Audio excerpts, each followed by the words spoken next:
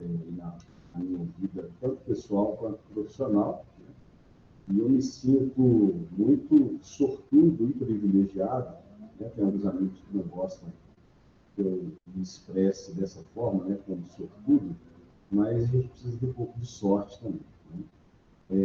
De poder trabalhar, né, com a oftalmologia, né? Viver exclusivamente de oftalmologia. Então, eu me sinto sortudo e privilegiado, sim. Tá? Tem uma pequena correção aí na minha apresentação. Eu que mandei errado para o grupo. Eu estou responsável pelo serviço de oftalmologia do Hospital da UFMG desde 2016, virada para 2017. Tá? Eu ingressei como servidor público em 2014, tá? Eu estava no finalzinho do doutorado, então acho que eu me enganei nesse quesito aí. Então, correção feita. Né?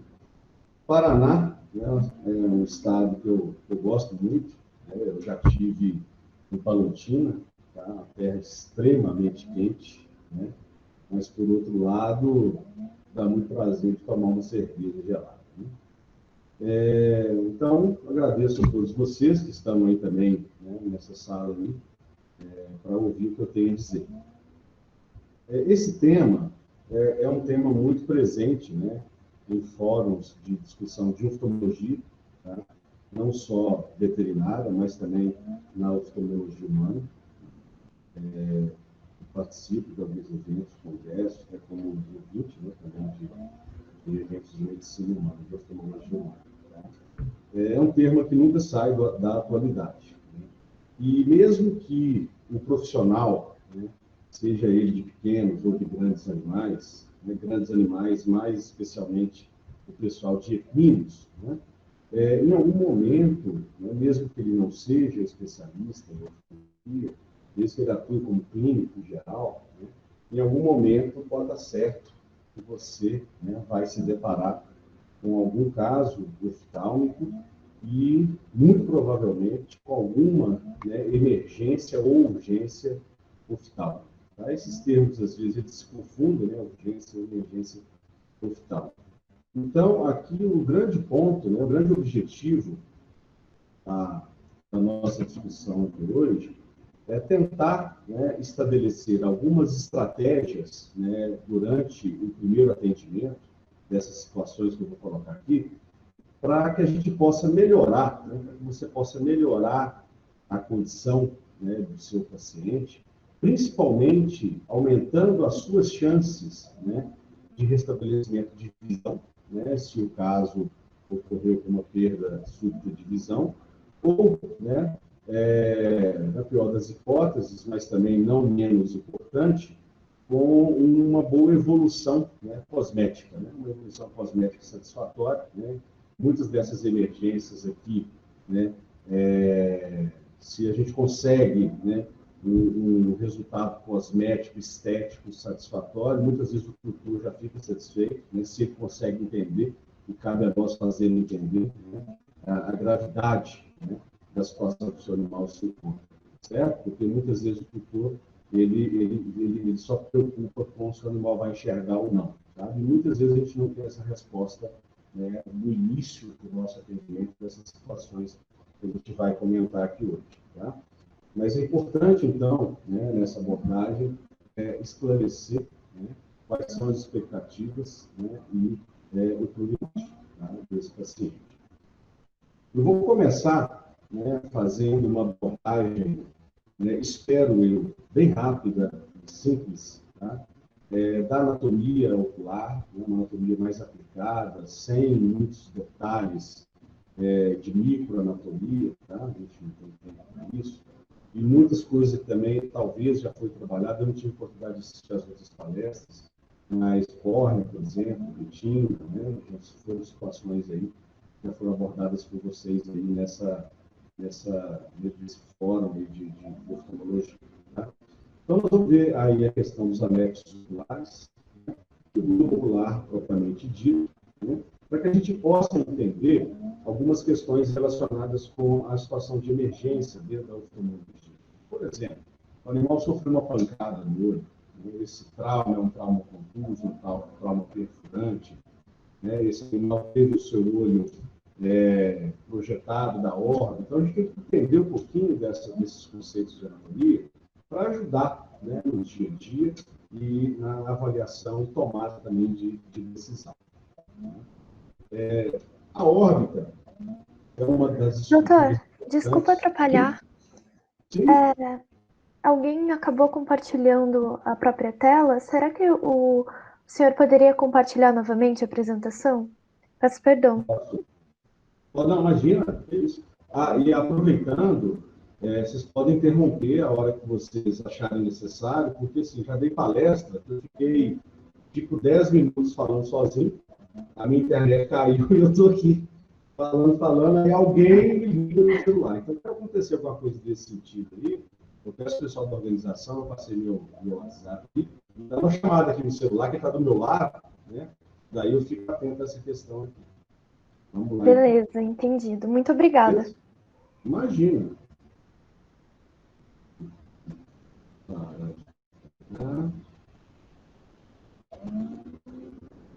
O som está um pouco abafado.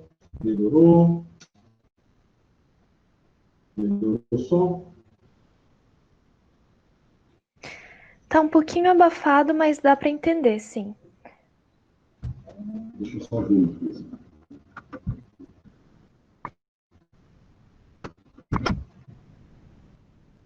Está melhor? Sim. Ok.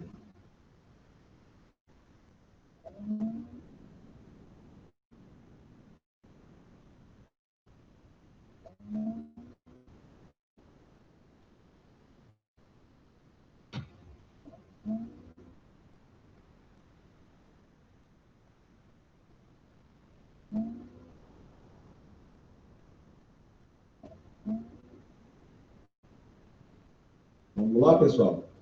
Estão ouvindo melhor? Quer que eu deixe alguma coisa aqui? Tá melhor, sim. Muito obrigada. Então, tá.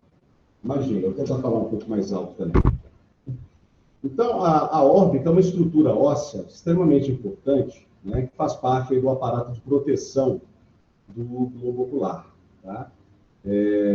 Isso fica muito evidente, né, nesses animais braquicefálicos, né, que tem essa órbita muito rasa, né, e o olho já, né, com uma exoftalmia natural, né, são animais mais propensos aí a desenvolvimento de prolapso ocular, né, e também de trauma ocular. Então, a órbita é extremamente importante, né, nessa questão de proteção, né.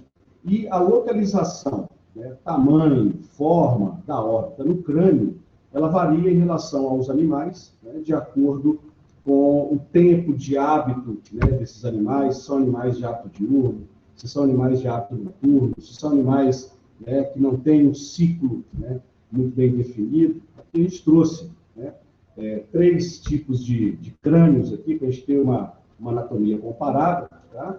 Aqui, né, nessa primeira imagem, à esquerda, nós temos um exemplo de crânio de gato, né? Na imagem do centro, um crânio de cão, e na imagem da direita, um crânio de cavalo. Né? E a gente consegue já observar, né, uma localização, tamanho, posicionamento da órbita diferente, né, entre essas espécies. Embaixo nós temos aqui, né, um compasso, mostrando aqui que a posição da órbita, né, do gato, né, no seu crânio em relação ao plano sagital mediano, está, né, localizado em torno de 10 graus, né, o cão em torno de 20 graus, o cavalo já posicionamento da órbita em torno de 40 graus. Tá? E isso vai impactar, né, no campo visual desses animais, né, e também na sua visão binocular. Tá? O gato, um caçador nato, né, então ele tem a órbita, né, e os olhos mais à frente, né, do seu crânio. Isso confere a ele uma visão, né, uma amplitude de visão binocular muito maior do que o cão e o cavalo. Tá? Mas, por outro lado, ele tem um campo cego também maior, né? Ele paga esse preço. Mas ele é um predador. Né? O cão ele já tem aí, né, um posicionamento mais afastado na sua órbita, então a sua visão binocular é menor do que o do gato, né? mas a área cega é menor, né? O cavalo, né? O cavalo é a mesma coisa, parecido aí, mas, porém, a área cega do cavalo, praticamente ele não tem, né, uma área cega, certo? Cerca de 3 graus aí de área cega. A ideia principal aqui é mostrar para vocês, né, que a órbita, né, ela participa dessa parte de proteção, né, do globo ocular, e ela também participa, de acordo com a sua localização no crânio, né, da formação, né, do campo visual do animal. Tá? Nós estávamos falando aqui, né, da órbita de cão e gato. Tá? Elas são formadas aí por 6 ossos, né, que compreende essa órbita. É o osso lacrimal, zigomático, frontal, esfenoide, palatino e maxilar. E aqui, né, essa animação, ela vai dar uma ideia para a gente, né, desses ossos que formam a órbita. Tá? Começando aí pelo osso zigomático. Tá? Esse aí é o modelo de osso de crânio de cão, mas o gato tem os mesmos ossos que acompanham a órbita. Então, o osso zigomático, fazendo parte da porção lateral da órbita. Tá? Agora, aqui, o osso maxilar, né, faz parte aí também da porção do assoalho ventral, né, da órbita. O osso lacrimal, está sendo mostrado aí, né, a parte da frente da órbita, ele serve também de sustentação aí do aparato de drenagem lacrimal.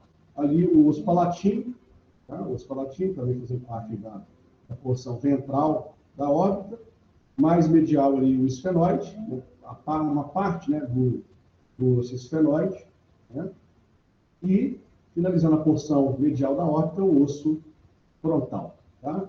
Então, 6 ossos compõem a órbita de cães e gatos, né? Protegendo aí o globo ocular e os seus anexos. Okay? Os músculos extraoculares, né, eles são estão envolvidos, né, em algumas situações de emergência, principalmente naquelas relacionadas com trauma ocular, né, e também com prolapso ou proctose de globo ocular, muitas vezes ocorrendo um estiramento, né, um rompimento, né, desses músculos, principalmente o músculo reto medial, é o que mais sofre nesses traumas, né? E a ruptura desses músculos em consequência de trauma orbitário ou trauma ocular, né, até mesmo no prolapso do globo ocular, eles podem desenvolver graus variados de estrabismo, né?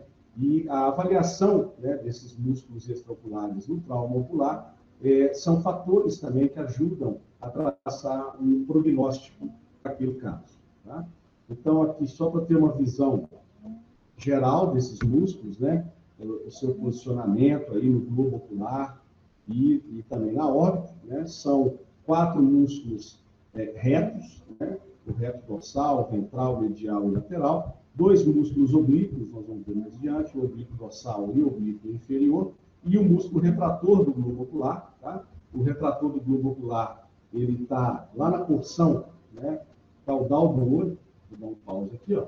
Aqui seria o músculo retrator do globo ocular. Tá? Esse músculo retrator, ele é formado por 4 cabeças, então são 4 inserções ali bem ao redor, né, do nervo óptico. Eles participam também, né, como um aparato de proteção mecânica do nervo óptico e da vasculatura que segue junto do nervo. Tá? Aqui, o modelo humano, mas serve para ilustrar também, tá? Temos o músculo palpebral superior, está acima do reto dorsal, né? O reto superior, então, o músculo reto superior, reto inferior, tá? Mostrando o reto medial, reto lateral, né? O oblíquo inferior, tá? O oblíquo superior. O oblíquo superior, ele tem essa dobra aqui, que ele passa numa parte do osso na órbita chamado trócleo, tá? Como se fosse uma roldana, né? Participando aí, né, ativamente da sua biomecânica. Tá? Esses músculos, tá? Eles têm, né, uma origem comum, que é um tendão anular, né, chamado tendão anel anular, ou ângulo de Zinn, tá certo? Ele se insere lá atrás, né, nesse ângulo de Zinn, que é um centro tendino, né, um anel tendinoso, tá? Onde todos eles se inserem, né, nesse anel tendinoso, nesse ângulo de Zinn, a origem deles, né, e eles vão se inserir em pontos diferentes na esfera. Tá? Os músculos, né, reto medial, reto superior, reto inferior, eles são, né, controlados, e o oblíquo inferior também, eles são controlados por ramos do óculo motor, tá? E o oblíquo superior e o reto lateral pelo abducente e o oblíquo superior do ramo do nervo troclear. Tá? Isso é importante também a avaliação de algumas lesões desses nervos, mas não vai ser foco da nossa atenção aqui, não. Ainda como uma revisão geral de anatomia, o filme lacrimal é extremamente importante, né? Esse sistema lacrimal, muitas vezes também, ele está afetado, né, em algumas situações de emergência, seja situações de trauma, né, ou situações de infecções, situações de até mesmo o próprio olho seco, até mesmo glaucoma, né, pode comprometer aí o funcionamento, né, desse sistema lacrimal. A gente sabe que a lágrima, né, é extremamente importante para a saúde da superfície ocular, né, ela participa, né, da nutrição de córnea, tá? Ela remove debris, né, fornece oxigênio, tem também uma função antimicrobiana, tá? Então é extremamente importante. E especialmente importante, né, no entendimento da fisiopatogenia da ceratoconsjuntivite seca, né, olho popular, olho seco. Tá? Aqui, né, só para trazer para vocês o conceito de que a lágrima, né, ela é um filme de 3 camadas. Tá? Aqui, em azul, está sendo evidenciado, né, o epitélio da córnea, né, a camada mais externa da córnea. Tá? Então, a camada da lágrima, que está em contato íntimo com a córnea, com o epitélio corneano, é a camada de muco. Né? Então, é a primeira camada da córnea. A porção mais externa do epitélio corneano, né, as células elas têm microvilosidades, justamente para, né, aumentar a superfície de contato com o componente de muco da lágrima. Tá? A porção mediana desse filme lacrimal é formada por uma parte aquosa, né, que é a porção aquosa da lágrima, é a porção mais abundante da lágrima, é a parte aquosa, tá? E a camada mais externa da lágrima, que está em contato com o ambiente, né, que está em contato com a pálpebra, está em contato com o ar ambiente, é a camada lipídica. Essa porção lipídica ela tem um importante papel de regular a evaporação da lágrima, né, e mantendo assim, né, a sua função. Aqui algumas, né, as glândulas responsáveis pela produção de cada parte desse filme lacrimal, tá? E aqui chama atenção que no processo de fisiopatogenia do olho seco, né, nós temos aí tanto o olho seco quantitativo e também o olho seco qualitativo. Né? O quantitativo, o próprio nome diz, reduz a quantidade total de lágrima produzida, normalmente está associado com um problema na produção aquosa da lágrima. E o olho seco qualitativo, o problema na qualidade lacrimal, o volume não é problema, mas a qualidade dessa lágrima é. Às vezes está tendo aqui uma redução da produção de muco ou da produção de lipídio, tá? Então isso é importante aí para entender os processos fisiopatogênicos.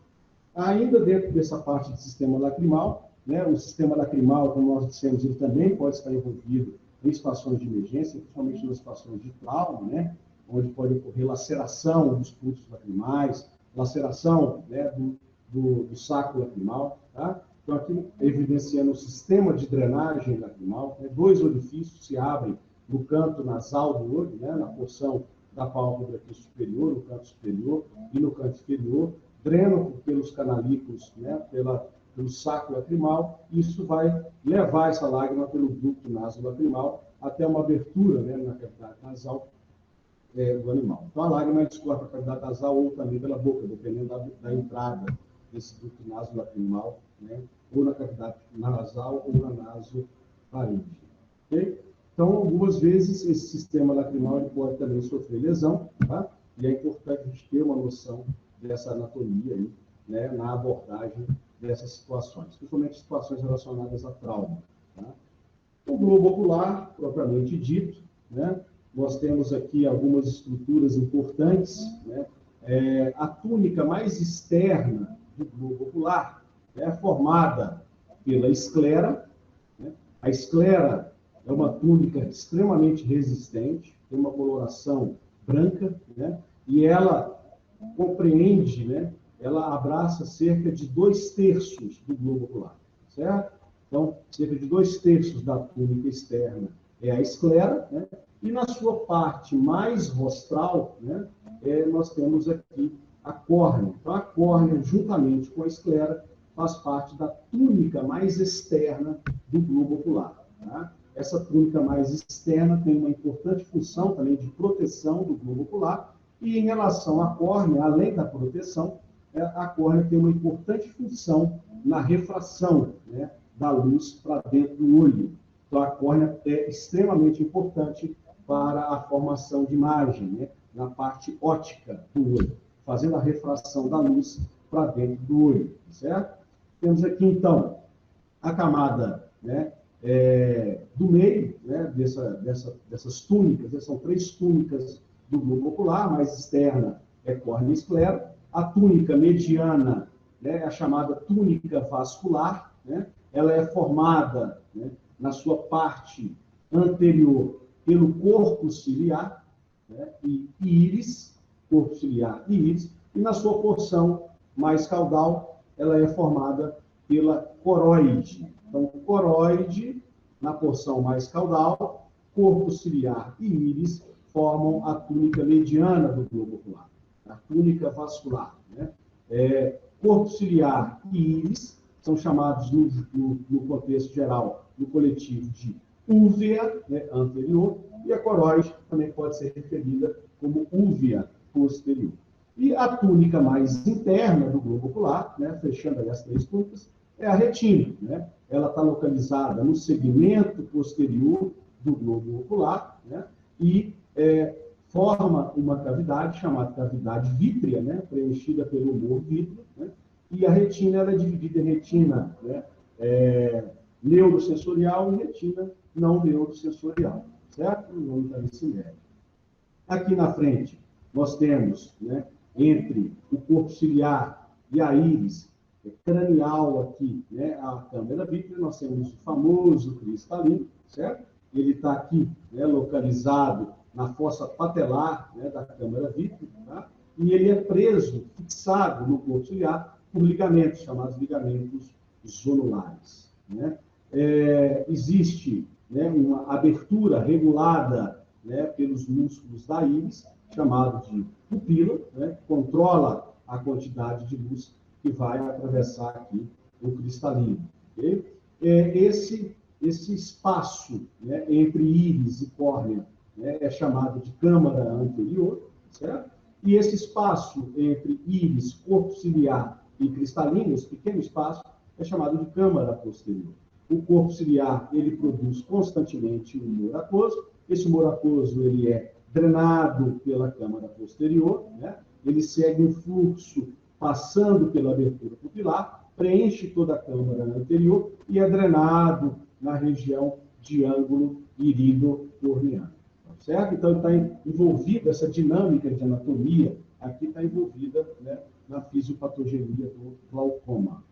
Aqui nessa animação, nós conseguimos ter, né, uma ideia desse globo ocular, né, em 3 dimensões, mostrando aí a túnica externa, né, formada pela córnea, totalmente transparente, né, tem uma superfície convexa, e pela esclera, né?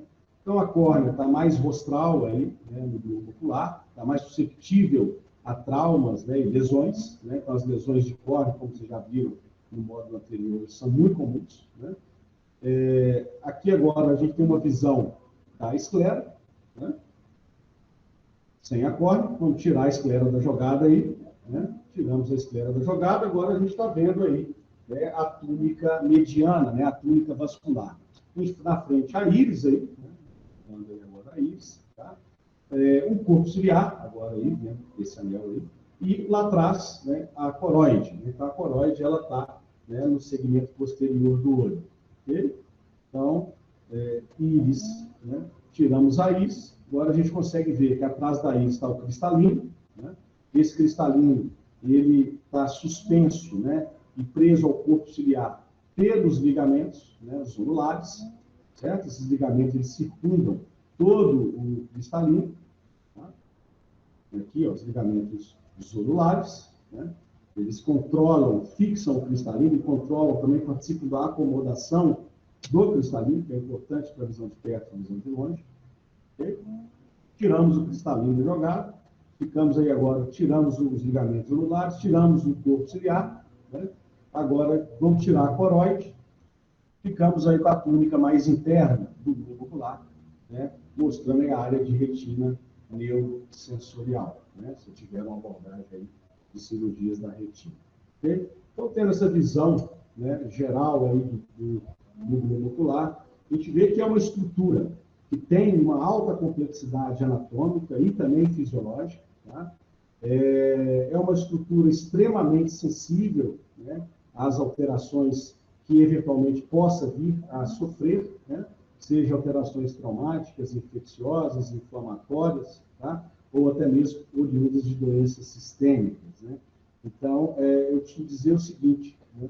Apesar da gente estar aqui trazendo algumas situações de emergência, né, oftálmica, eu gosto muito de dizer o seguinte: o olho é uma estrutura extremamente complexa, é uma estrutura que responde muito rapidamente em termos de deterioração a qualquer insulto que sofre, tá?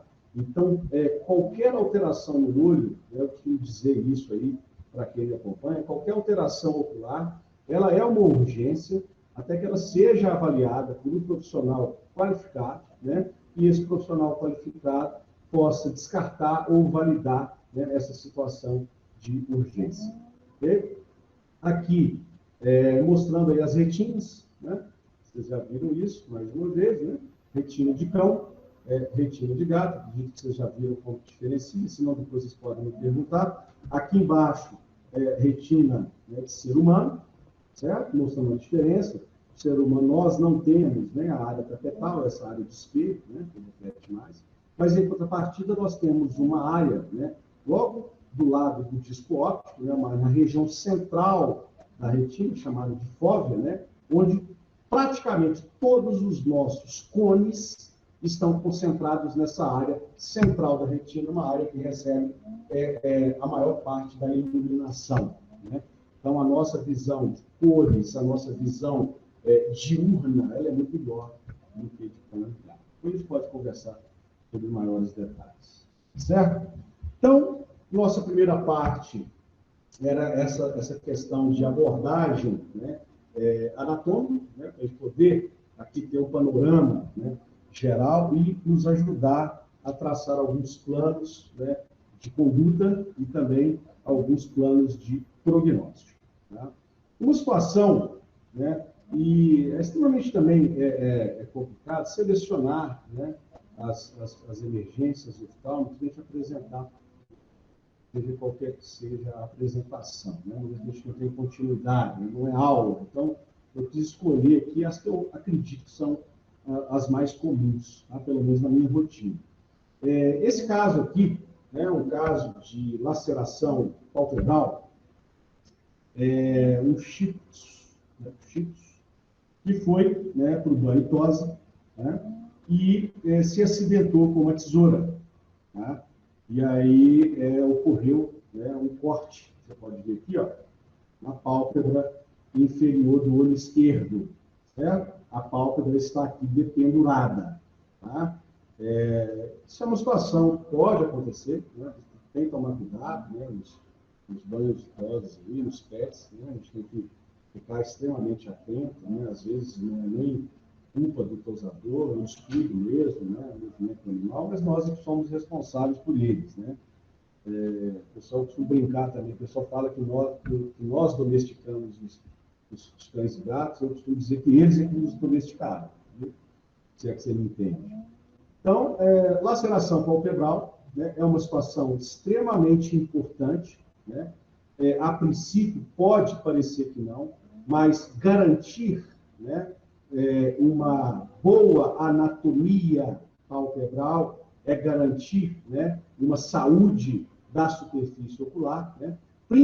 Mais a pálpebra superior do que a inferior, que o reflexo de piscar, ele é quase todo exercido pela pálpebra superior, e o reflexo de piscar, né, participa ativamente, né, junto com o sistema lacrimal aí, né, no processo de manutenção da saúde da superfície ocular, ao distribuir o filme lacrimal e também auxiliar a remoção de debris e sujidades, né?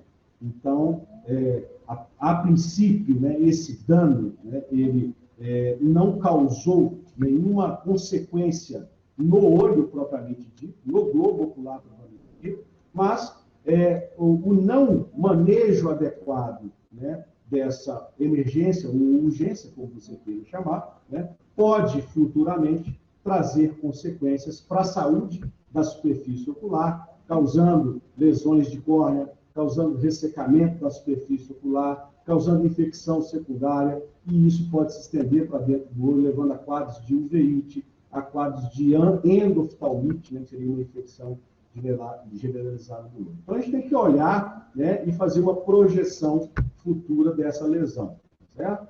Então, sempre fazer um exame completo, né, nós precisamos garantir que essa laceração palpebral, né, o que a causou, não tenha também, né, trazido consequências para as estruturas, outras estruturas extraoculares, né, e oculares, tá? Mesmo que a gente conheça o histórico, né, nesse caso foi um corte com tesoura, de banho e tosse, mas isso pode acontecer por briga, por mordedura, né, por queda, por trauma, por pancada, né? Então a gente precisa, né, de ampliar e fazer um exame, sempre precisamos ver falando, um exame oftálmico completo, tá certo? E dependendo da situação, inclusive no olho contralateral, que às vezes nem sofreu, né, o trauma. Tá? Aqui nós utilizamos, né, os mesmos princípios gerais de manejo de feridas. Tá?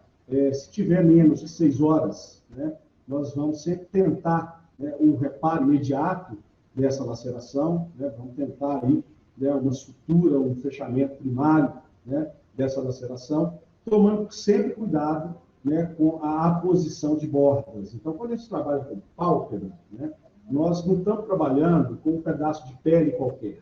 Né? Uma coisa é fazer uma sutura mal feita no abdômen, na lateral do dorso, na lateral do flanco, né?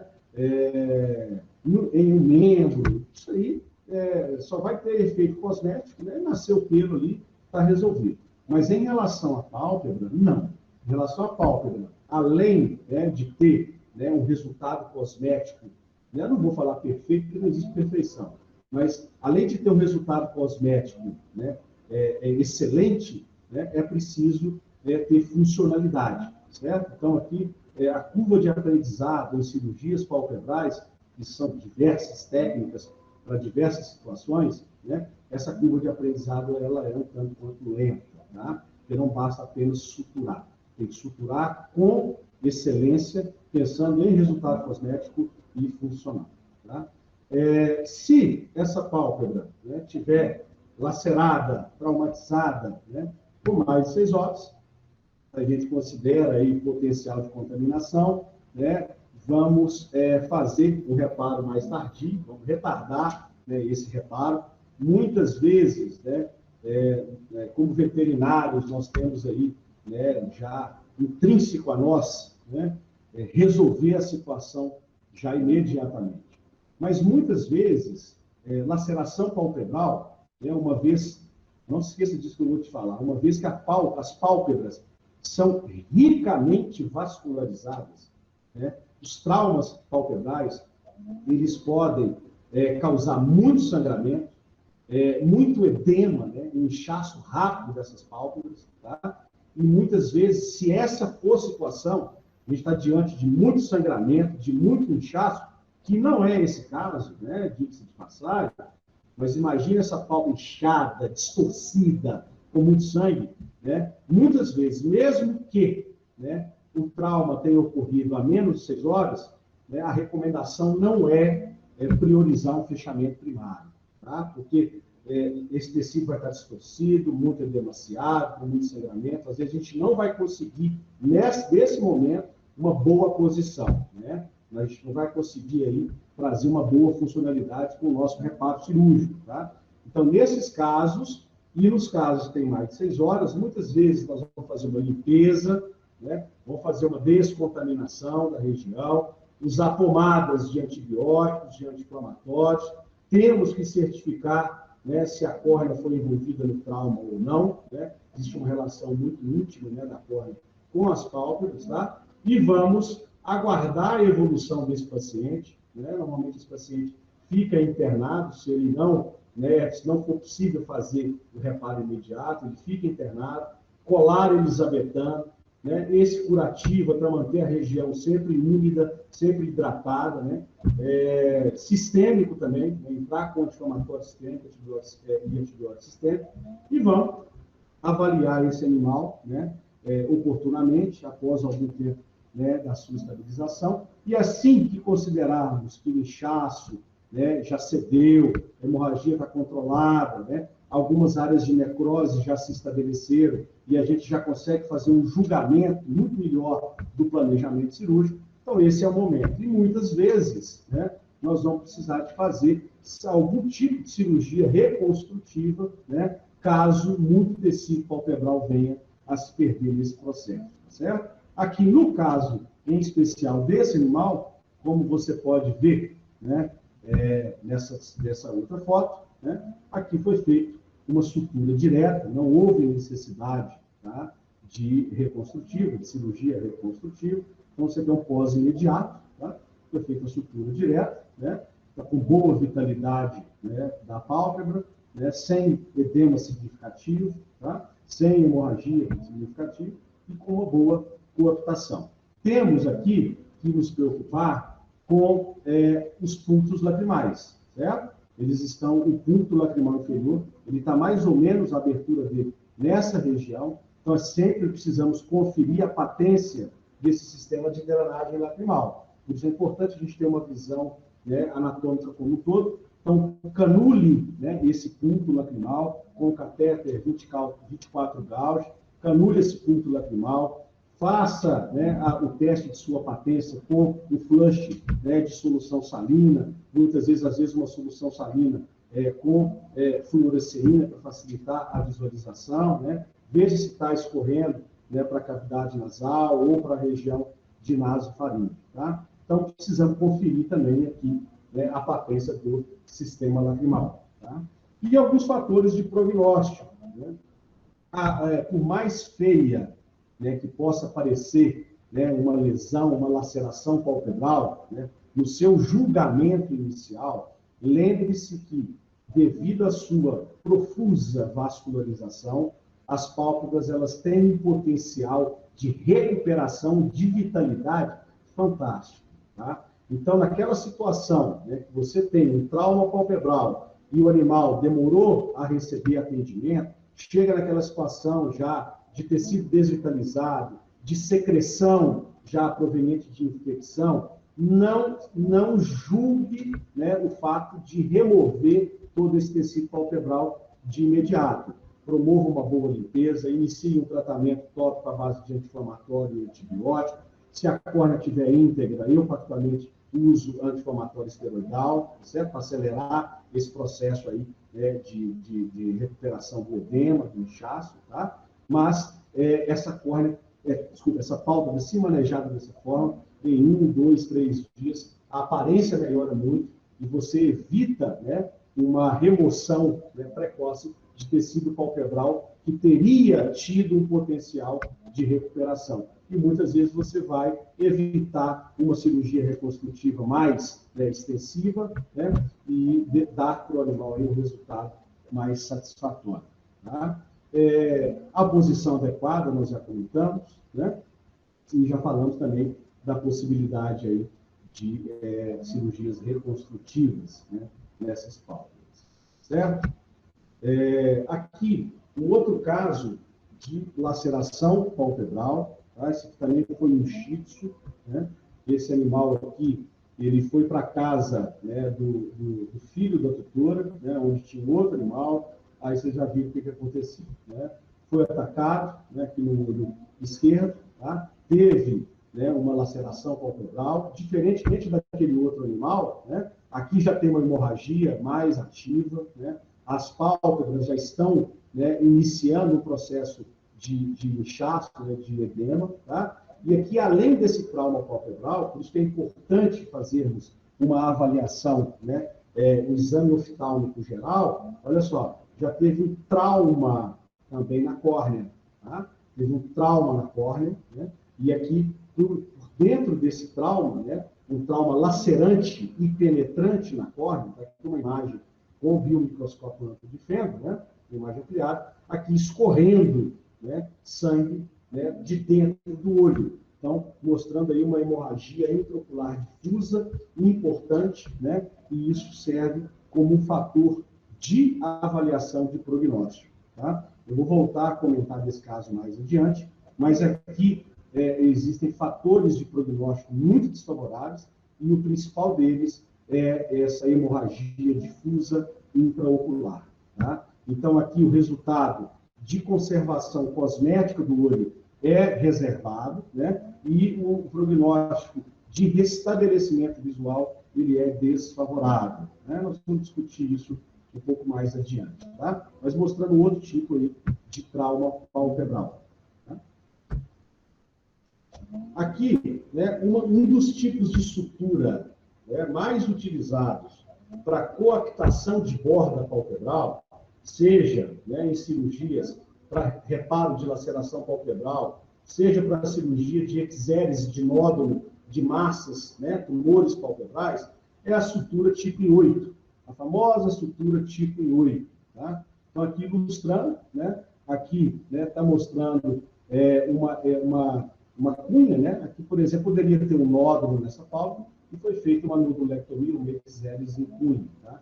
Então, a sutura, ela entra, né, lateral, né, passa, né, pelo meio de uma borda palpebral, dá um loop, entra na outra borda palpebral, sai, né, no meio novamente e entra do lado oposto, né, ao primeiro plano. E aqui é o nó ele vai ficar pelo lado de fora. É importante que essas distâncias de entrada e saída de um lado e do outro sejam o mais simétricas possível para que você tenha, né, uma melhor coaptação de borda palpebral. Tá? Aqui ilustrando, nesse paciente aqui, eu realizei uma eczérese de nódulo palpebral, tá? E aqui fazendo, né, essa sutura do tipo em 8. Né? Então, é uma sutura bem versátil, uma das mais utilizadas para a coaptação de borda palpebral, seja nas lacerações, ou seja, aí nas eczéreses de nódulos palpebrais. Certo? Então, para a gente poder aí chamar a atenção, né, nessa parte de coaptação. Então, você vê que o ponto, né, o nó, ele não fica na borda, né, ele fica pelo lado de fora, então não tem risco, né, desse nó ficar causando, né, irritação e trauma na córnea. Bom, já que estamos falando de trauma, né, trauma ocular. Né, ali a gente viu laceração palpebral e vimos, né, que um trauma palpebral pode, sim, causar um trauma ocular. Esse trauma ocular ele pode ser contuso ou ele pode ser perfurante, certo? O trauma ocular contuso, né, está sendo ilustrado aqui nessa figura, né, algum objeto bateu aqui, né, na região ocular do animal, né? Então, esse trauma ocular contuso, ele gera, né, uma onda de choque, uma onda de impacto, tá? E pode causar, né, graves consequências em estruturas que estão longe, né, de onde o trauma sofreu, né, como principalmente retina, cristalino, né, parte de íris, corpo ciliar, né? E aqui, obviamente, fica claro, pálpebra e córnea. Esse trauma ocular contuso, né, ele muitas vezes ele causa mais dano, né, nas estruturas intraoculares do que o próprio trauma perfurante. Nós vamos ver aqui o caso de um animal que recebeu um trauma contuso e um animal que recebeu um trauma ocular perfurante. Né? Porque, de uma maneira inicial, a gente pode pensar que o trauma ocular perfurante, aquilo que perfura o globo ocular, perfurando a córnea ou perfurando a esclera, né, de uma maneira geral, traz uma gravidade maior. Mas é o contrário, o trauma contuso ele tem um potencial, né, de causar mais dano intraocular do que o trauma penetrante, tá? Justamente pela onda de choque que esse trauma pode causar nas estruturas intraoculares. Então, novamente, exame ocular completo, certo? Fazer teste com fluoresceína, da mesma forma que o trauma palpebral, a gente tem que sempre fazer esse teste com fluoresceína. No trauma ocular penetrante, aquele que tem, por exemplo, uma perfuração na córnea, né, esse teste de fluoresceína é interessante, né, porque ele constitui, nesse momento, o chamado teste de Seidel positivo. Tá? Nós vamos ver aqui um vídeo mostrando esse teste de Seidel positivo. Né? É importante, não só no trauma ocular contuso, penetrante, mas sempre fazermos uma avaliação da pressão intraocular, tá? Porque esse trauma, ele gera dano tecidual gera inflamação, e inflamação ocular, uveíte. Tá? E a pressão ocular, ela pode estar muito baixa, né? Ou ela pode estar muito alta. Então, esse trauma, além de inflamação, né, ele pode causar um glaucoma secundário ao trauma. E esse glaucoma, ele é um fator de prognóstico, né, desfavorável em relação aos traumas oculares, seja esse trauma contuso ou seja o trauma penetrante. Tá? Se não há condição de fazer uma avaliação de pressão intraocular inicialmente, né, após a estabilização do paciente, esse sempre, nessas situações, deve ser encaminhado para um oftalmologista poder dar seguimento, né, nesse processo. Tá? Considerar o uso de anti-inflamatórios ou corticoides, se não houver aqui lesão na córnea, né, dependendo do trauma, né, nos traumas mais severos, onde nós precisamos de um efeito anti-inflamatório, né, mais intenso e rápido, e se a superfície ocular, especialmente a córnea, não sofreu dano, né, aí é interessante lançar mão de uso de corticoides tópicos e sistêmicos, tá certo? No caso de trauma ocular contuso, tá, a gente preconiza o uso de doses, né, elevadas de corticoides sistêmicos, né, quando, né, for o caso, tá, para que possamos controlar esse processo inflamatório mais rapidamente. Tá? Esse processo inflamatório, né, intraocular proveniente de trauma, ele pode rapidamente se estender para o segmento posterior do globo ocular, causando corioretinite, hemorragia retiniana, descolamento de retina. E aí, né, o prognóstico visual desse paciente fica cada vez mais comprometido. Por isso a preocupação, né, com os anti-inflamatórios. E também antibióticos, né? Dependendo da gravidade do trauma, não só antibióticos tópicos, mas também antibióticos sistêmicos. Tá? Considerar o uso de midriático, né, em todo o trauma ocular, seja penetrante ou contuso. Tá? Esse midriático, ele vai favorecer, né, um relaxamento do corpo ciliar. Normalmente, nesse trauma, o corpo ciliar ele sofre um espasmo, e esse espasmo gera muita dor no paciente. Então, o midriático, ele vai agir, né, contribuindo com a analgesia, e ao fazer a midríase, ele também contribui reduzindo a possibilidade de uveíte, né, reduzir a exposição da íris, né, aos mediadores inflamatórios que estão ativos ali dentro do olho. Tá? Agora, existe uma contraindicação de uso de midriático em relação ao trauma ocular. Se esse trauma ocular desenvolveu um quadro de hipertensão ocular, que seria o glaucoma, aí, nesse primeiro momento, a gente deve evitar o uso de midriático, porque ele pode, né, agravar esse glaucoma secundário pré-existente. Né? O midriático que eu, particularmente, mais tenho utilizado, né, seja no exame oftálmico, né, a título de exame mesmo, ou seja, a título de tratamento, é a tropicamida. Né, a tropicamida. Nós temos também a atropina, tá? Mas eu tenho preferido a tropicamida, porque a tropicamida dá um efeito midriático mais rápido, né? Embora menos duradouro, mas aí é só aumentar a frequência de utilização. E essa tropicamida, ela permite um uso mais prolongado, sem correr o risco que a atropina corre de perder o retorno do controle do esfíncter, né, da íris, para regular o diâmetro pupilar. A gente sabe que o uso prolongado de atropina, né, pode gerar uma midríase, né, responsiva, uma midríase que não vai mais voltar, né, ao controle natural. Tá? Então, eu tenho preferido aí a tropicamida, ok? E especialmente para gatos, né? A atropina ocular em gato pode causar uma salivação excessiva do animal, né? E a tropicamida menos provável, tá? Então, eu tenho preferido mais a tropicamida. E internação, né? Tem que avaliar esse paciente aí a cada 3, a cada 4 horas, fazer um exame ocular completo, avaliar a evolução desse paciente, dependendo do tipo de trauma, se esse trauma causou, né, um edema periocular, causou um aumento de pressão ocular, considere também, né, o uso de manitol, né, além de antihipertensivos tópicos, né, oculares, a gente pode comentar disso, né, no glaucoma secundário, se vocês quiserem. Né? Então, você não precisa ficar internado, colar elisabetano, um bom controle de dor, tá? E uma avaliação periódica, né, desse globo ocular. O globo ocular, dependendo da situação, ele pode ser protegido com lentes de contato, né? Existem lentes de contato que fazem essa proteção, né? Ou da ausência de lente de contato, dependendo da situação, você pode lançar a mão, né, do flap de terceira pálpebra, temporariamente, tá? Não é para jogar sujeira por debaixo do tapete, né? Fazer um flap de terceira pálpebra, usando-o como um curativo e não como um tratamento do problema, certo?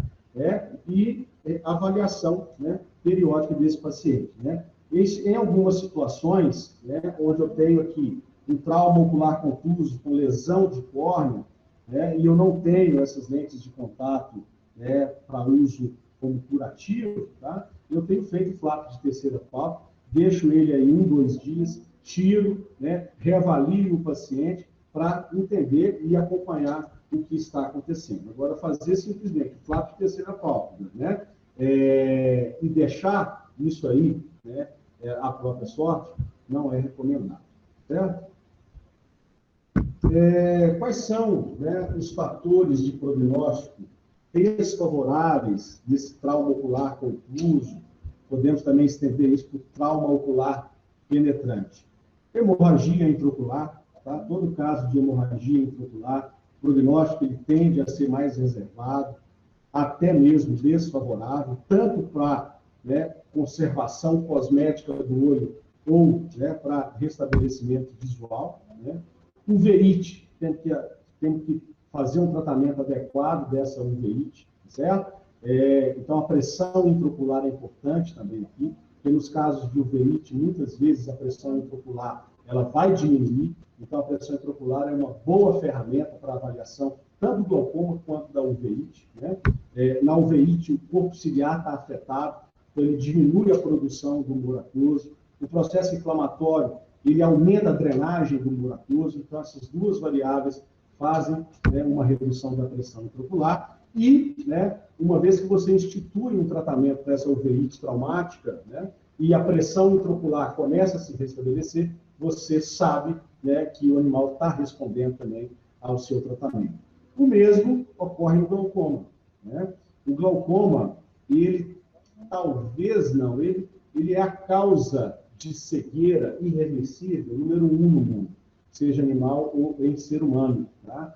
Então, basta que esse paciente fique com glaucoma por 2 dias, dependendo da faixa de pressão intraocular, para ele ter um dano irreversível, né, na retina e no nervo óptico e não mais recuperar a visão. Então, é uma complicação importante também, precisa ser avaliada e manejada de forma adequada. Então, se o caso for glaucoma, né, precisamos aí direcionar um tratamento adequado para o glaucoma. Aquele animal, esse animal que recebeu, né, sofreu esse trauma palpebral e um trauma perfurante, né, ocular, né, a pressão ocular dele estava baixa, tá? A pressão ocular estava baixa, e até a minha expectativa é que ela estivesse elevada pela essa hemorragia intraocular. Mas, né, isso pode ser explicado pelo fato da laceração drenar, né, o sangue que está, né, jorrando dentro do olho, né? Se ele não tivesse tido esse trauma perfurante, né, e o trauma contuso tivesse causado, né, lesão, né, na túnica vascular do olho ou hemorragia intraocular, esse sangue não teria, né, para onde escorrer, e aí essa pressão intraocular fatalmente estaria elevada, né, concluído aí um glaucoma secundário. Ok? Então, né, esse caso em particular foi um caso interessante. Por quê? Porque aqui nós temos um fator de prognóstico desfavorável, que é uma intensa hemorragia intraocular, além do enfema, né? A gente sabe que enfema, conceitualmente, é uma hemorragia na câmara anterior.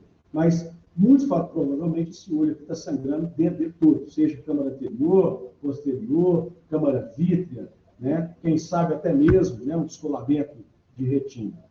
Então, aqui, idealmente, seria avaliar esse animal com ultrassonografia ocular, né? Obviamente, esse paciente está com um grau de dor elevado, faz uma analgesia inicialmente, esse paciente, só que os tutores, eles, por restrição de custos, eles não consentiram a realização do ultrassom.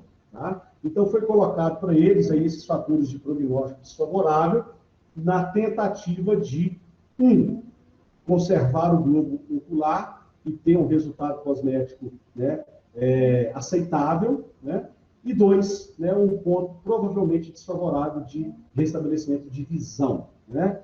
Foi colocado ainda para os tutores, né, que a tentativa, né, de tratamento conservador com a finalidade cosmética, né, poderia, né, resultar em complicações futuras, principalmente glaucoma, né, e o animal precisar de enucleação, né, mais para frente. Tá? Então, diante do exposto, né, e da situação, né, do caso como um todo, os tutores aqui, eles optaram pela enucleação e, no nosso ponto de vista, pelo que a gente, né, vem vendo aí ao longo do tempo, foi uma decisão plausível, né, uma decisão a ser realmente considerada. Tá? Se tivéssemos, obviamente, aqui o uso do ultrassom, a gente veria, teve ou não descolamento, luxação de cristalino. Porque se teve luxação de cristalino, aí vai reforçar mais ainda a indicação de enucleação. Teve ou não hemorragia vítrea, iria reforçar mais ainda a indicação de enucleação. Teve ou não descolamento de retina, iria reforçar mais ainda, né, a indicação de enucleação. Né? Mas a gente tem que trabalhar da maneira como a gente consegue, obviamente. Mas é um trauma aqui extremamente grave, né? E a decisão de enucleação foi uma decisão que nós consideramos, no mínimo, plausível. E assim foi realizada. Okay? Aqui, mostrando para vocês, né, o teste de Seidel, né, o teste de Seidel, você usa fluoresceína nesses traumas perfurantes de córnea, pelo vazamento do humor aquoso, o humor aquoso vaza e vai lavando a fluoresceína. A fluoresceína vai escorrendo pela laceração. Né? Então, chamado teste de Seidel. Né? Ajuda a avaliar as perfurações corneanas, né, com extravasamento aí de humor aquoso. Nesse paciente aqui, a gente, obviamente, não fez o teste de Seidel, porque estava vazando ali, era sangue, e a gente já estava vendo, né, o sangue saindo, né, pelo ponto de laceração. Tá? Aqui, um exemplo de trauma ocular penetrante. Tá? Um gato sofreu uma arranhadura por um outro gato na casa. Né? O que você vê aqui, 24 horas após trauma, tá? Um prolapso de parte da íris. Né? Pode ser chamado também de estafiloma de íris. Né?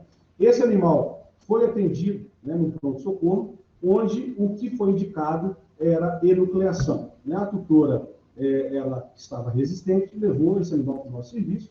Aqui a gente vê um ifema, né, um leve ifema, né, depositado aqui na porção ventral da câmara anterior. Tá?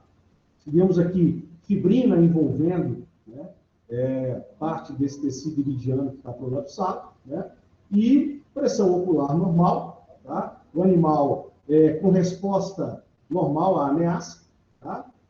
Nós não conseguimos ter uma boa imagem de retina, né, devido à perda, né, da transparência dos meios, e a nossa indicação foi, né, o tratamento conservador desse paciente. Tá? Não sei se abordaram com vocês aí na parte de cirurgias de córnea, tá? Não vou entrar muito nesse mérito, tá? Mas aqui no caso, né, nós temos algumas áreas enegrecidas na íris, né? Então o nosso julgamento aqui foi que essa parte do tecido prolapsado não estava mais viável, do ponto de vista circulatório, áreas de necrose, e do ponto de vista séptico, né?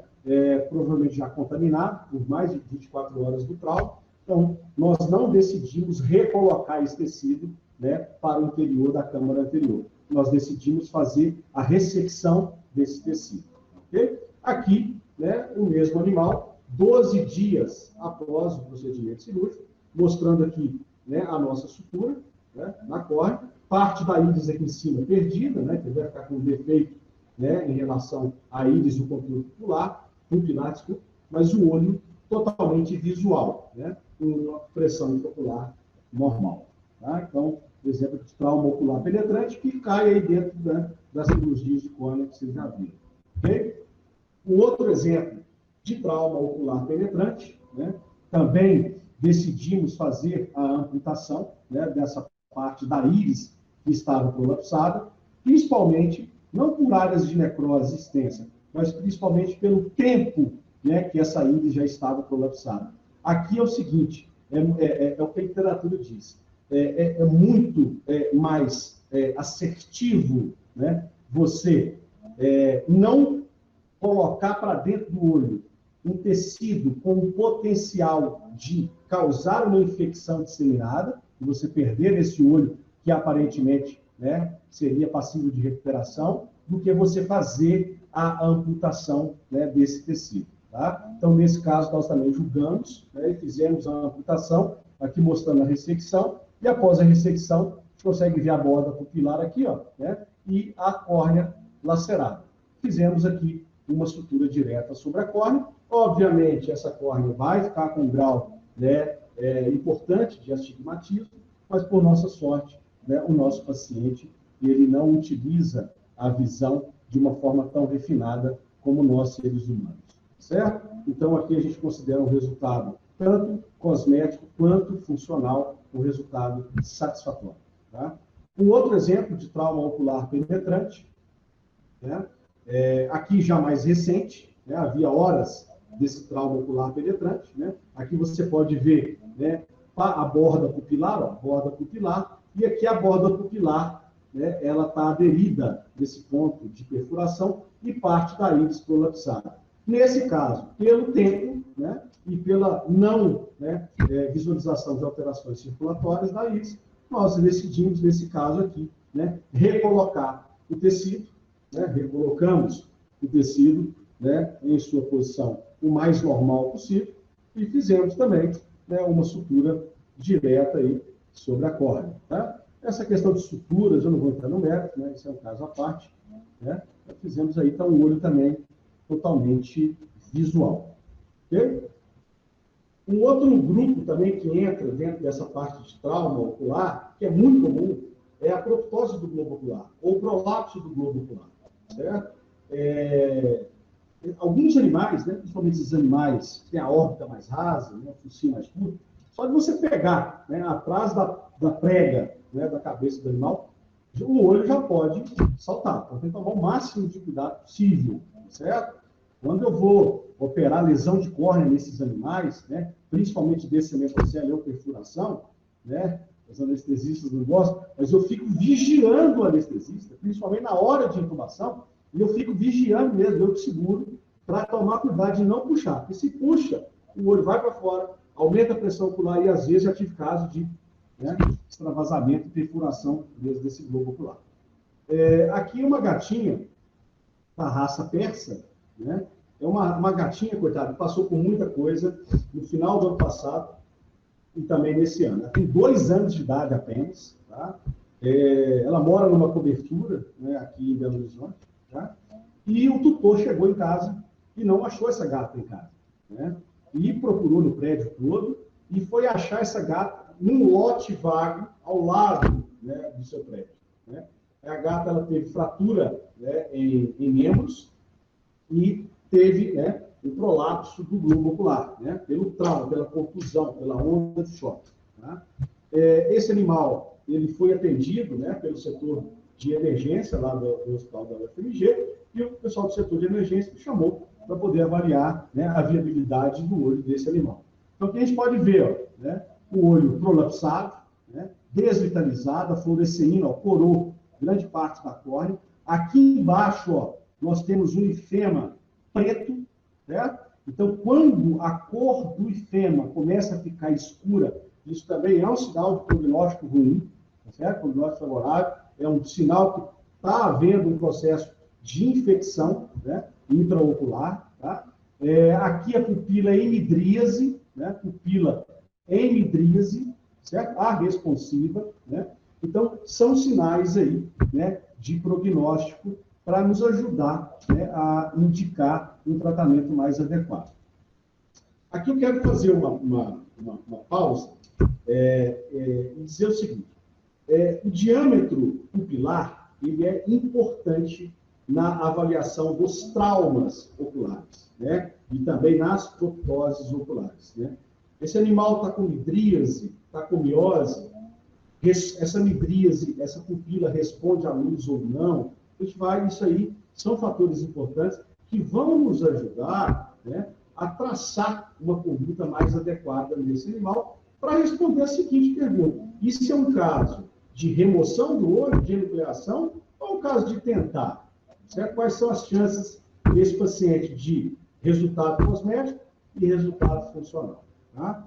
Então, no caso das proptoses, né, se eu, particularmente, nunca tive essa oportunidade de atender um telefone, né, onde o tutor me relatasse que o animal dele, o olho pulou para fora. Né? Eu nunca tive essa situação. Mas, né, se você tiver essa oportunidade, tiver mais sorte que eu, oriente o tutor a recolocar o olho, a reposicionar o olho. Pegar, né, uma esponja, pegar uma almofada, pegar uma toalha, tá certo? Umedecer com água, né? Colocar em cima e gentilmente tentar voltar com o olho normal e aí sim levar para o atendimento. Tá? Se o tutor, né, por qualquer motivo que seja, não for capaz, né, de fazer esse procedimento, oriente ele a recobrir o olho, né, com algum pano, alguma compressa, alguma toalha úmida, né, para não, né, deixar ressecar e proteger contra traumas adicionais. Tá? Isso parece besteira, mas isso já dá uma diferença gritante, né, e aumenta muito a chance do paciente. Tá? Corticoides, né, aqui no caso de prolapso de globo ocular, mesmo que se tenha lesão de córnea, no primeiro momento nós vamos priorizar, né, o dano tecidual, certo? Dose de choque de corticoide, certo? Depois a gente preocupa com essa úlcera, e você tem que pensar o seguinte: se o olho foi deslocado para fora com o trauma, esse trauma gerou um impacto tão violento que causou lesão no cone, né, ocular, na região da musculatura, né, extraocular e também do nervo óptico. Então, eu tenho que considerar, nesse caso, um trauma de nervo óptico e um trauma de musculatura. Eu tenho que controlar esse processo inflamatório. Então, depois a gente prioriza. 1, 2 dias, a gente vai priorizar a questão da úlcera de córnea. Também podemos discutir isso aí nas perguntas. Tá? Reposicionamento o mais rápido possível. Né? Se o tutor não conseguiu reposicionar em casa, né, chegou no consultório, vai fazer uma limpeza. Né? Aqui, eu tenho preferido soro gelado, certo? Soro em temperatura de geladeira, então sempre tem um sorinho na geladeira, certo? Esse soro gelado, ele também tem, além de limpeza, ele contribui também para reduzir o inchaço, né? E já começa a tratar o processo inflamatório, né? Então, uma lavagem abundante, né, dessa região, reposicionamento praticamente imediato desse globo ocular, obviamente com anestesia geral, né? Se tiver muito inchaço, você vai fazer uma cantotomia, né, lateral, abre um pouquinho o canto lateral aí, temporal da pálpebra, reposiciona o olho, tá? Faça uma tarsografia, um fechamento facial, né? Deixando um pouco aberto para administração de medicamento e acompanhamento da evolução, e vai deixar essa tarsografia pelo menos 2 a 3 semanas. Só depois você tira, certo? Avaliar a pressão intraocular é importante. No caso dessa gatinha aqui, eu não vou lembrar o valor, mas a pressão intraocular estava extremamente elevada, tá? E considerar, né, já falamos aí de corticoides, anisocorticoides, né, e antibioterapia tópica e sistêmica, se você for fazer o tratamento de conservar esse globo ocular. No caso, né, dessa gatinha aqui, né, nós tivemos alguns fatores desfavoráveis, ou seja, o ifema escuro, tá?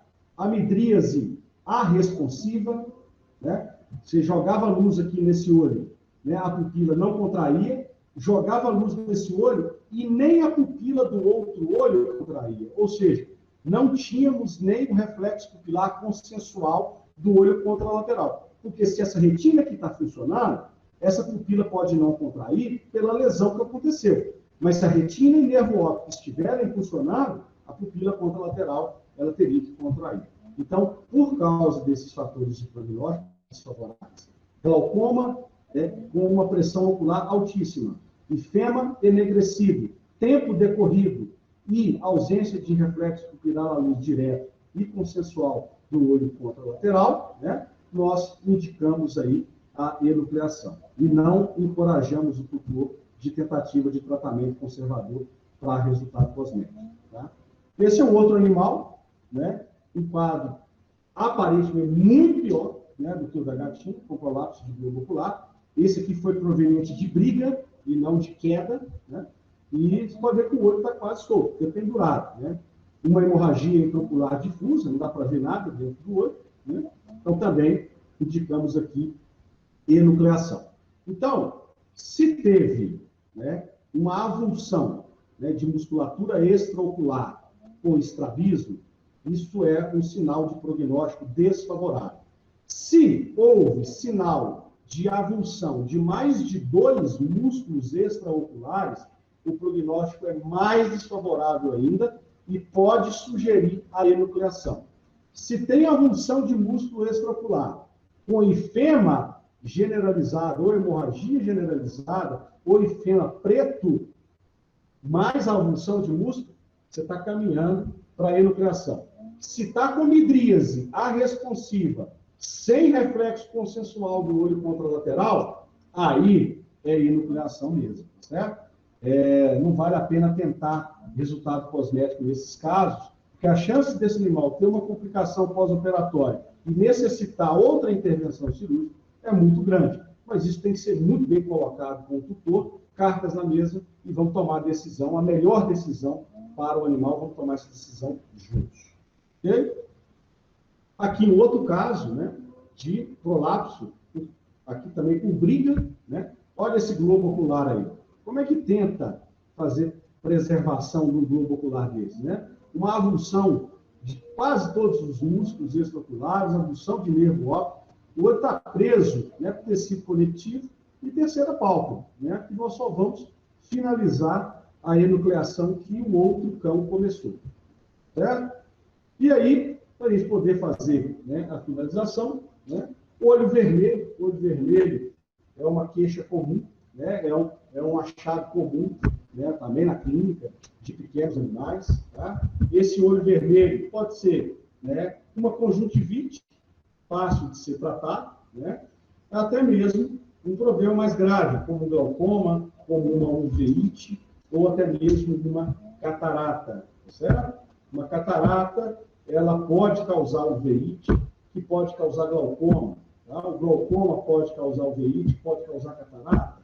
Catarata pode causar glaucoma, que pode causar uveíte. Então, fica aí um ciclo vicioso. Tá? E aqui, alguns diagnósticos diferenciais de olho vermelho, né, baseado em sinais clínicos, que pode nos ajudar a interpretar, né, e tentar estabelecer um diagnóstico presuntivo, né, e dessa forma avaliarmos melhor a urgência, né, daquela situação.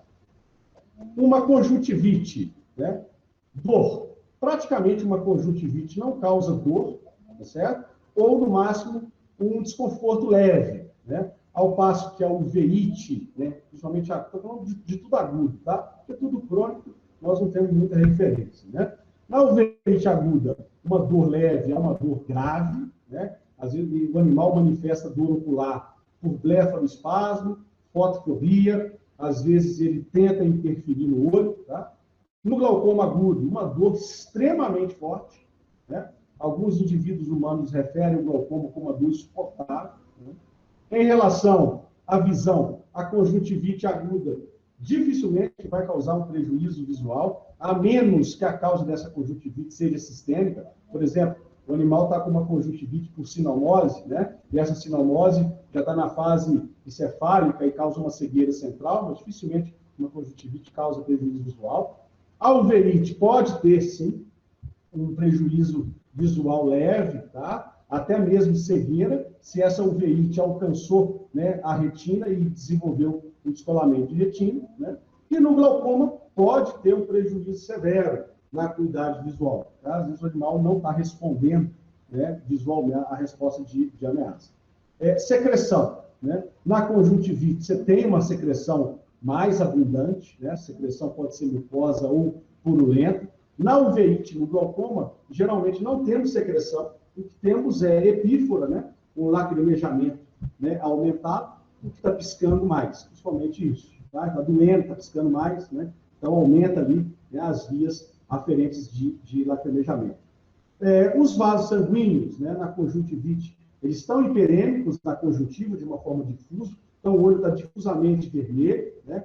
Em relação ao uveíte, né, ocorre aí um halo vermelho na região do limbo córneo-escleral, certo? E no glaucoma nós temos uma injeção, nós temos aí uma congestão episcleral, né? Os vasos ficam mais túrgidos, né? Pelo aumento da pressão ocular e diminuição de drenagem de retorno venoso, é como se estivesse garroteando os vasos, né, do globo ocular. Eles ficam muito mais evidentes. Nós vamos ver isso aqui em algumas imagens.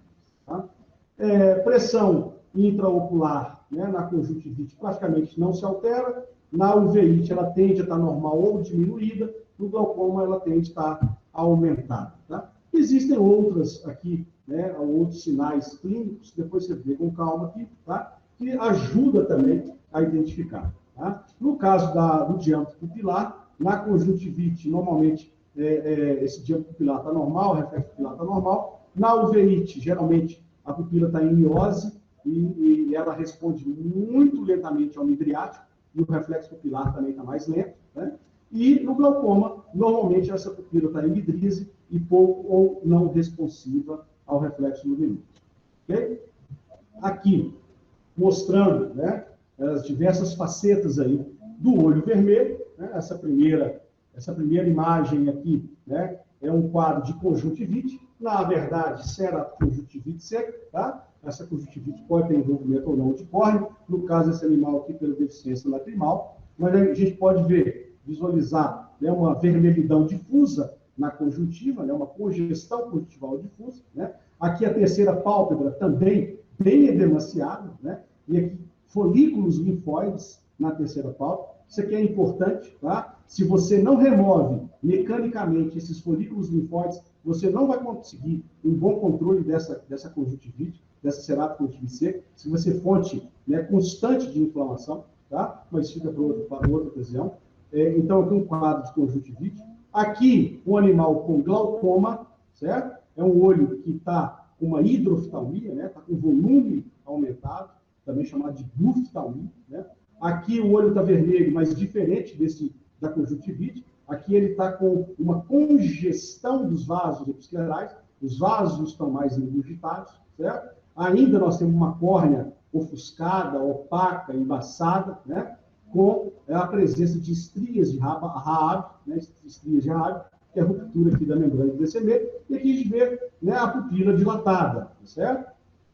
E nesses dois olhos aqui, né, um quadro de uveíte, esse animal apresentava um quadro de leishmaniose, um quadro de uveíte, né? Nós temos aqui, né, um flare aquoso, né, um embaçamento do humor aquoso, temos novas formações de vasos sanguíneos na íris, a rubeose iridis, né? E temos aqui também uma vermelhidão difusa, né, no globo ocular. Temos aqui alguns vasos mais evidentes, mas provavelmente isso aqui já é do animal, tá? Mas temos aqui, ó, um halo, né, vascular, né, na região do limbo corneano, né? E aqui um halo vascular interno, chamado de injeção ciliar, né? Então, temos aqui as três principais facetas do olho vermelho, né? Uveíte, glaucoma e conjuntivite. Lembrando que a mensuração de pressão intraocular, ela é uma ferramenta também imprescindível para você, né, fechar esse diagnóstico. E muitas vezes nós temos dificuldades de diferenciar glaucoma de uveíte, tá certo?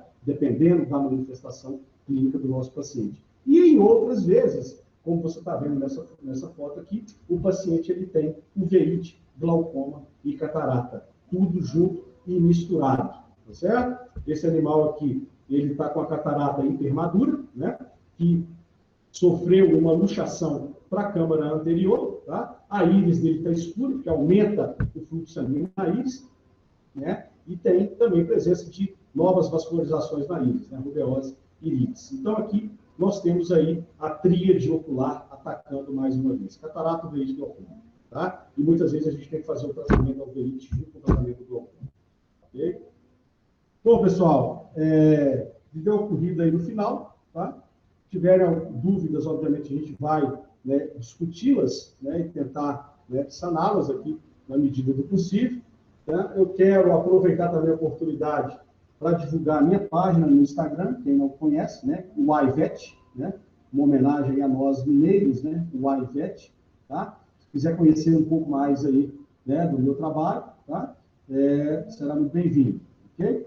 E agradeço mais uma vez, né, a todo o grupo aí, né, do GECOV, né, da UFPR, tá? E me coloco à disposição agora aí, né, para questionamentos, para a gente poder ter uma discussão boa. Professor, muito obrigada novamente por ter aceitado o nosso convite e pela maravilhosa palestra. A gente tem algumas dúvidas. Eu posso ler para o professor, se o senhor quiser. Vamos lá. Então tá. O Paulo, ele perguntou quais pomadas o senhor indica para lesão palpebral para que não cause danos à córnea? Boa pergunta, Paulo. Olha, é sempre muito... A gente tem que ter muita cautela, né, para poder falar de medicamento comercial, né, em apresentações. Mas eu não gosto de ficar em cima do muro, tá? Porque muitas vezes, como um telespectador, eu me frustrava muito quando um palestrante ficava em cima do muro. Tá? Então, nessas questões, Paulo, de lacerações de pálpebra, uma pomada muito versátil, tá? E que eu utilizo muito é a Regecel. Tá? A Regecel, uma pomada oftalmo, né? Ela tem um efeito, ela tem antibiótico, tem substâncias como retinol, né, que auxiliam aí no processo cicatricial. E muito segura, né, pode passar sobre a córnea também, não tem problema. Né? Uma pomada que eu utilizo muito, Regecel pomada. A Janaína, ela perguntou qual padrão de sutura deve ser utilizado em caso de laceração palpebral. Então, Janaína, depende muito do tipo da laceração palpebral, né, e da técnica que será necessária para poder fazer, né, a restauração, né, dessa pálpebra. Tá? Se for uma sutura direta, se o animal não tiver perdido tecido palpebral e não precisar realizar, né, cirurgias reconstrutivas, né, aquele padrão de coaptação da borda em 8, né, para aproximar a borda palpebral, né, o limbo palpebral, é o padrão mais indicado e mais utilizado. Em relação às reconstrutivas, existem N trocentas técnicas de cirurgia reconstrutiva palpebral, né, que cabem em cada caso, certo? Mas para sutura de pálpebra mesmo, né, a coaptação da borda, ela é feita, na maioria das vezes, com a sutura padrão em 8. Certo. O Franz, a última pergunta, ele perguntou, professor, como avaliar se é possível realizar a sutura direto na córnea, ao invés de realizar um retalho conjuntival reticulado em traumas penetrantes? Excelente pergunta também. A avaliação, ela passa por duas questões. Tá? Primeira questão, existe liberação de tensão o suficiente para fazer uma sutura direta na córnea? Né?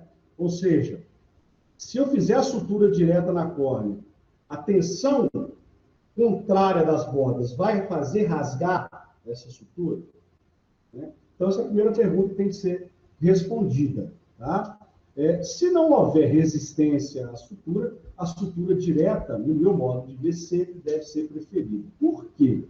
Porque ela fornece, né, um reforço tectônico, um reforço estrutural melhor na córnea, certo? Se comparado com um retalho conjuntival, com um enxerto conjuntival.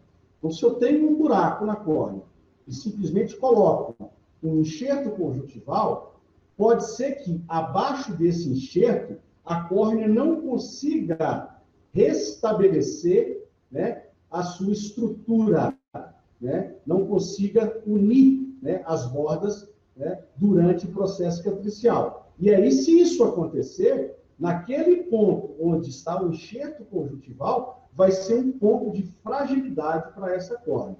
Então, o ideal, né, que particularmente eu estou trabalhando nisso, é a gente ter um banco de córnea, né, para ser utilizado nesses casos. Então, o enxerto de córnea, ele, nesses casos, ele tem melhores resultados do que o enxerto conjuntival. A gente só usa o enxerto conjuntival porque a gente não tem, né, uma córnea para uso ali imediato, tá? Mas, sem dúvida nenhuma, se não der para fazer a sutura direta, o enxerto de córnea, ele tem um resultado muito melhor do que o enxerto de conjuntivo. Ok? Ok, muito obrigada, Se não professor. respondi, pode perguntar novamente aí, pessoal. Foram essas as perguntas. Muito obrigada de novo. E é isso, é uma honra ter o senhor com a gente hoje. Gente, eu que agradeço mais uma vez, tá? Espero que se pelo menos um que assistiu essa palestra virar oftalmologista, eu já estou satisfeito, certo? Se depender de mim, só vai ter oftalmologista no mundo, tá? Muito obrigado aí, né, pelo convite, pela oportunidade e pelo tempo de vocês aí. E me desculpem, eu extrapolei um pouquinho o tempo, tá? Tentei ao máximo ficar aqui na 1 hora, né? Mas esse sou eu sendo eu, tá? Se me desculpem aí. Sem problema algum, professor. Obrigada. Ok, gente. Muito obrigado, viu? Fiquem com Deus aí. E continue se cuidando, viu? Boa noite para vocês. Gente, a última palestra do ciclo de oftalmologia vai acontecer semana que vem, neste mesmo horário. E é isso. Contamos com a presença de vocês lá. Muito obrigada.